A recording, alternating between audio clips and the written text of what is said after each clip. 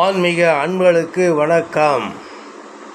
ஆன்மீக விளக்க உரையை வழங்குபவர் சுவாமி கனியானந்தா, கனி டிவி 1818. நாம் ஆன்மீகத்தை பற்றி பேசிக்கொண்டு இருக்கிறோம் என்றால் இது ஒரு ஜோக்கர் விஷயமாக நீங்கள் நினைக்கிறீர்கள் என்று நான் நினைக்கிறேன். காரணம், இப்படிப்பட்ட கருத்துக்கள் இந்த உலகத்திலே நிகழ்வது அரிதாகவே இருக்கிறது. அப்படியே நிகழ்ந்தாலும் அதை கேட்பதற்கு நாதி இல்லை, ஆள் இல்லை. ஏன் என்றால் இந்த உலகமே வேறு ஒரு வகையிலே, வேறு ஒரு தளத்திலே பிடிக்கப்பட்டு இயங்கிக் கொண்டு இருக்கிறது.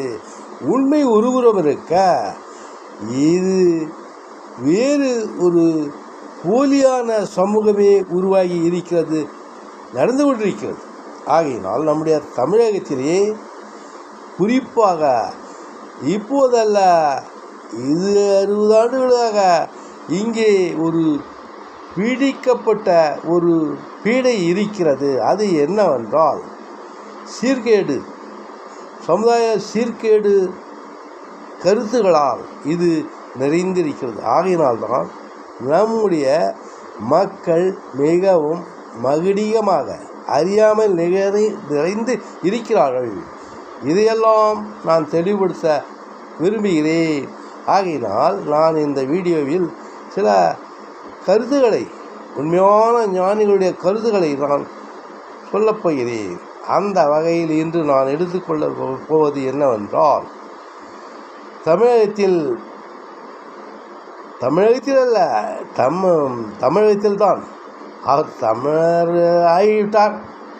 2000 ஆண்டுகளுக்கு முன்னால் இங்கே வந்த ஒரு மனிதன் தமிழன் தான். அதை நான் உங்களுக்கு விளக்கப் போகிறேன். நீங்கள் கேட்டு தெளிந்து கொள்ள வேண்டும். அந்த மனிதனுடைய பெயர் போதி தர்மர்.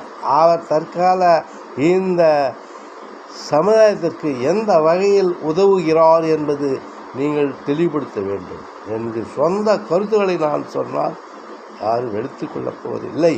ஆகையினால் இன்றிலிருந்து நீங்கள் இதை எதிர்பார்க்கலாம். இதோடு முடித்துக் கொள்கிறேன். நன்றி, வணக்கம். லைக் செய்யுங்கள், சப்ஸ்கிரைப் செய்யுங்கள். நன்றி.